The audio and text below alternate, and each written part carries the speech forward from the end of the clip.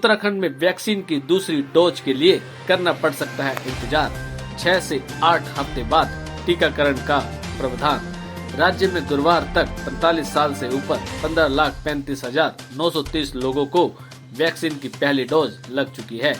इनमें से 4,91,053 लोग दोनों डोज लगवा चुके हैं। कोरोना महामारी से बचाव के लिए वैक्सीन की पहली डोज ले चुके लोगों को दूसरी डोज के लिए लंबा इंतजार करना पड़ सकता है। राज्य के कुछ स्थानों में वैक्सीन की दूसरी डोज लेने पहुंचे लोगों को 56 दिन तक इंतजार करने को कहा है। इसकी वजह वैक्सीन की कमी मानी जा रही है। राज्य में गुरुवार तक 35 साल से ऊपर 15,35,930 लोगों को वैक्सीन की पहली डोज लग चुकी है। इनमें से 4,91,053 लोगों को दोनों डोज लग चुकी है, यानी कि पहली वैक्सीन लगा चुके लोगों में से 10 लाख से ज्यादा लोगों को दूसरी डोज लगनी है।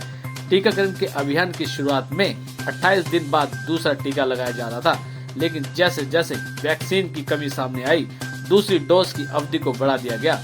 इस महीने केंद्र सरकार से 8 लाख वैक्सीन मिलने की उम्मीद है। अगले महीने 9 लाख वैक्सीन राज्यों को मिलेगी। मुख्य सचिव और ओम प्रकाश के मुताबिक देश की प्रमुख कंपनियों से भी बातचीत चल रही है। केंद्र सरकार को अतिरिक्त वैक्सीन देंगे। जाहिर है कि राज्यों को वैक्सीन की कमी का सामना करना पड़ रहा है। वैक्सीन की इस किल्लत का नतीजा ये है कि अब टीकाकरण केंद्रों पर दूसरा टीका लगवाने के लिए भी अभी और इंतजार करने को कहा जाने लगा है, जिसके लिए केंद्र सरकार की उस गाइडलाइंस का हवाला दिया जा रहा है जिसमें 6 से 8 हफ्ते बाद वैक्सीन की दूसरी डोज का प्रावधान है। केंद्र सरकार की गाइडलाइन में यह व्यवस्था है कि वैक्सीन की दूसरी डोज 6 से 8 हफ्ते बाद लगाई जा सकती है।